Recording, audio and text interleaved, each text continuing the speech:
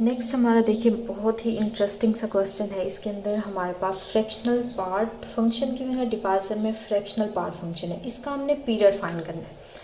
तो इसको देखिए ऐसे नहीं कर देना, ये एफ ऑफ एक्स गिवन है कि यहाँ से फ्रैक्शनल पार्ट कट हो गया, ये जैसे एक्स बाय एक्स फंक्शन होता है उसको उससे कट करके वन लगा दें। वन आप बोलें वाई इक्वल वन है, मतलब F of x equal one है, तो ये कांस्टेंट फंक्शन है। कांस्टेंट फंक्शन का कोई फंडामेंटल पीरियड नहीं होता, तो ये पीरियोडिक तो है बट इसका फंडामेंटल पीरियड कोई नहीं है, नेवर, ऐसा नहीं होगा।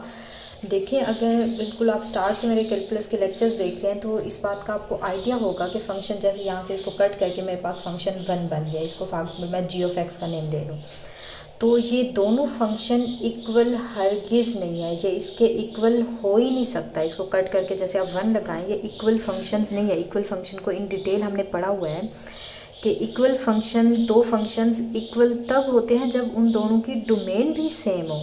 आप देखें हालांकि इन दोनों की डोमेन सेम नहीं है। कैसे कि अगर मैं इस फंक्शन की बात करूँ, इसके लिए फंक्शन x पे डिपेंड कर रहा है, हालांकि इसके अंदर x है ही नहीं। अगर मैं बात करूँ y इक्वल वन है तो x की all set of real number, x की कोई भी वैल्यू इसमें पुट करें तो हमारा फंक्शन डिफाइन होगा, क्योंकि इसमें x है ही नहीं, जस्ट ये वन है, ये कांस्टेंट फंक्शन है। कांस्टेंट फंक्शन हमेशा all set of real number के लिए फंक्शन डिफाइन होते हैं।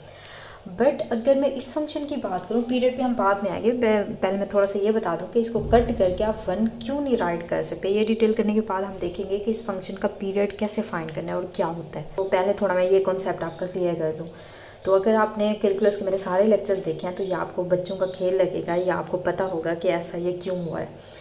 तो देखिए अगर इस फंक्शन की मैं डोमेन की बात करूँ तो डोमेन यही होगा कि आपका डिवाइज़र में ज़ीरो ना बने। जैसे ही डिवाइज़र में ज़ीरो बनेगा तो हमारा ये फंक्शन अनडिफाइंड होगा। तो डिवाइज़र में देखें ज़ीरो कब बनेगा।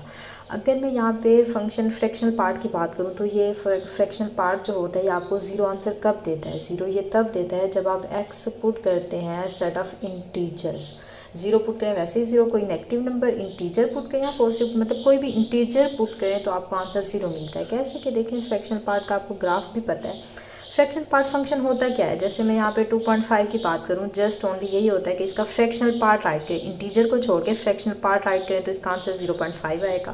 और अगर मैं 1.5 की बात करूँ इसका आंसर क्या होगा, इसका आंसर भी 0.5 आएगा। जस्ट आप फ्रैक्शन से पहले वाला इंटेग्रल वैल्यू को छोड़ के पॉइंट वाली वैल्यू को लेते हैं, पढ़ा हुआ है हमने, ऐसे है ना, तो उसका जो आंसर होगा ये फ्रैक्शनल पार्ट होता है। क्लियर है।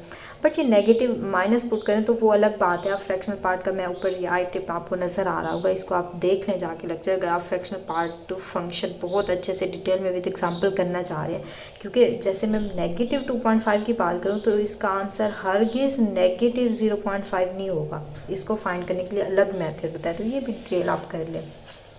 खैर उस पर हम नहीं जा रहे। तो जैसे मैं यहाँ पे फ्रैक्शनल पार्ट फाइंड करूँ वन का, तो वन के बाद पॉइंट के बाद कुछ नंबर नहीं है तो 1.0 हम लगा सकते हैं, तो मतलब इसका आंसर ज़ीरो आएगा। तो मतलब यहाँ पे कोई भी मैं ज़ीरो का फाइंड करूँ तो 0 पॉइंट इसको लिख सकती हूँ ना, ज़ीरो, तो फ्रैक्शनल पार्ट में देखें ज़ीरो आ रहा है। तो कहने का मतलब है जैसे इंटीजर आएगा आपका ज़ीरो हो जाएगा, फ्रैक्शनल पार्ट उसका आंसर ज़ीरो होगा, मतलब उसके फ्रैक्शन के अंदर कुछ नहीं आ रहा तो पॉइंट लगा के ज़ीरो। जैसे मैं 5 का फ्रैक्शनल पार्ट आपसे फाइंड करूँ, आपसे बोलूँ तो आप 5.0 लगाएंगे तो पॉइंट के बाद कोई नंबर नहीं है तो मतलब आपका ज़ीरो आंसर आएगा। तो मीन्स इसकी डोमेन के अंदर जो है आप इंटीजर राइट नहीं कर सकते। तो देखें इस फंक्शन की डोमेन आप इंटीजर नहीं ले सकते, क्योंकि जैसे इंटीजर ले गए ज़ीरो बनेगा। डिवाइज़र में ज़ीरो जब आएगा तो ये अनडिफाइंड टर्म बनेगी। ऊपर भी वैसे 0/0 फॉर्म बने तो ये फंक्शन आपका अनडिफाइंड हो जाएगा, बट ऊपर ज़ीरो बन सकता है, नीचे नहीं बन सकता। तो इसीलिए इस फंक्शन के अंदर x आप सेट ऑफ इंटीजर नहीं ले सकते इसकी डोमेन के अंदर। बट इसकी डोमेन अगर मैं देखूँ तो x जो है all set of real number ले सकते हैं, मतलब x आप सेट ऑफ इंटीजर भी ले सकते हैं। तो दो इक्वल फंक्शन की हमेशा डोमेन भी इक्वल होती है, तो इट मीन्स हमारा ये इक्वल फंक्शन नहीं है, ये दोनों इसको इक्वल वन में राइट नहीं कर सकती। इतना क्लियर हुआ। तो अब ये चीज़ आपको क्लियर होगी कि इसको कट करके हम वन नहीं लगा सकते। तो अगर हम वन नहीं लगा सकते, अगर हम वन लगा सकते तो हमारा ये कांस्टेंट फंक्शन होता। फिर कांस्टेंट फंक्शन के आपको पता है कोई पीरियोडिक फंक्शन, ये पीरियोडिक तो होता है बट कोई फंडामेंटल पीरियड नहीं होता, तो आप बोलते तो इसका कोई फंडामेंटल पीरियड, बट ऐसा नहीं है क्योंकि हम इसको वन राइट कर ही नहीं सकते। लॉजिकली मैंने आपको बता दिया कि इसको हम वन राइट क्यों नहीं कर सकते। अच्छा अब आ जाए, जब हम इसको वन राइट नहीं कर सकते तो आया इसका पीरियड क्या होगा, क्वेश्चन ये पैदा होता है। तो उसके लिए आप क्या करें, आप सबसे पहले आपको यहाँ पे ग्राफ्स बताऊँ तो ग्राफ की अगर मैं बात करूँ यहाँ पे फ्रैक्शनल पार्ट फंक्शन के ग्राफ की, तो वो कुछ ऐसे होता है। आपको पता है ये 0 पे वैल्यू देता है, फिर 1 पे वैल्यू नहीं देता, आपका इंटीजर पे ये डिफाइन नहीं होता, मतलब आंसर 0 देता है। तो ये ऐसे ये इसका ग्राफ होता है। और अगर मैं इस साइड पे ड्रा करूँ लेफ़्ट साइड पे, तो ये ऐसे होगा, यहाँ डॉट आएगा, तो ये आपके कुछ यहाँ पे वैल्यूज़ बनेगी। यहाँ पे ये डॉट, यहाँ पे सर्कल, यहाँ पे ये डॉट आता है, मतलब यहाँ 0 है, 1 है, 2 है, ये -2 है, -1 है, ये -2 है, एंड सो ऑन। ये ग्राफ होता है आपका किसका, फ्रैक्शनल पार्ट फंक्शन का ये ग्राफ होता है। अच्छा, अब फ्रैक्शनल पार्ट को जब फ्रैक्शनल पार्ट से आप डिवाइड करेंगे, सबसे पहले तो ये समझ लें कि अगर ये 1 होता तो ये कांस्टेंट फंक्शन ये ऐसे बनता, तो कांस्टेंट फंक्शन जैसे ये 0 है, यहाँ पे ये आपका 1 हो गया, तो फिर तो कोई मसला ही नहीं था। आप बोलते इसका फंडामेंटल पीरियड नहीं होता, ये पीरियोडिक फंक्शन होता है। बट अगर मैं इस फंक्शन का यहाँ पे मैं ग्राफ ड्रा करूँ, इसका ग्राफ ड्रा करूँ, तो आप देखेंगे इसका जो ग्राफ होता है वो कुछ ऐसे आएगा। क्योंकि इस फंक्शन को हम इससे डिवाइड कर रहे हैं, तो ये ऊपर आ जाएगा, ये पॉइंट भी आपके पास ऊपर आ जाएगा, ये पॉइंट भी ऊपर आ जाएगा, तो इसका इंटरसेक्शन है, यहाँ पे होल आ रहा है, तो मतलब आपके पास यहाँ पे क्या होगा, यहाँ पे होल आएगा। फिर ये आके ये वाला जब ऊपर जाएगा तो यहाँ पे अगेन होल आएगा, तो फिर ये वैल्यू ऊपर जब जाएगी तो यहाँ पे भी होल आएगा, एंड सो ऑन। ये आपका ग्राफ इस टाइप में बनेगा। सेम आपका लेफ़्ट साइड पे भी ऐसे ही फंक्शन होगा। तो यहाँ आपकी 0 है, अगर इसको मैं देखूँ, ये आपका 1 है, ये आपका यहाँ पे 2 आ रहा है, ये 3 आ रहा है।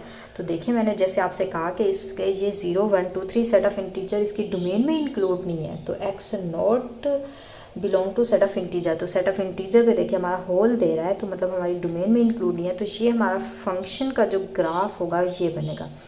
तो अब ज़रा देखिए ये -1 है, ये -2 होगा, ये -3 होगा। तो अब ज़रा इसके अंदर देखें हमारा ग्राफ जो है कैसे रिपीट करे, कहाँ से कहाँ तक। जैसे अगर मैं देखूँ 0 और 1 के बिटवीन जो ग्राफ है, सेम वही ग्राफ 0 और 1 और 2 के दरमियान में, सेम वही ग्राफ 2 और 3 के दरमियान में। मतलब इसका पीरियड क्या हो सकता है, 1 हो सकता है, 2 हो सकता है, 3 हो सकता है, 4 हो सकता है। बट अगर मैं फंडामेंटल पीरियड की बात करूँ तो हम स्मॉलेस्ट लेते हैं, तो यहाँ पे ग्राफ आपका रिपीट हो रहा है। जैसे इसके अंदर था कि ये आपका ग्राफ रिपीट, सेम यही चीज़ दोबारा आ रही है, सेम यही दोबारा आ रही है। तो हम फ्रैक्शनल पार्ट का पीरियड क्या बताते थे कि पीरियड इसका 1 होता है। सेम इसके अंदर भी आपकी 1 के बाद रेपिटिशन हो रही है, तो मतलब आप इस फंक्शन का भी आपके पास पीरियड जो होगा, पीरियड को हम t से डिनोट करते हैं, 1 होगा। तो हमने ग्राफिकली इसको देख लिया कि हमारा जो इस फंक्शन का पीरियड है, पीरियड अगर हम फाइंड करें तो पीरियड कितना आता है, 1। ये फंक्शन 1 के इक्वल नहीं है, period of this function equal 1 है। क्लियर हुआ। तो इस फंक्शन का पीरियड जो है वो 1 हमारे पास आ रहा है।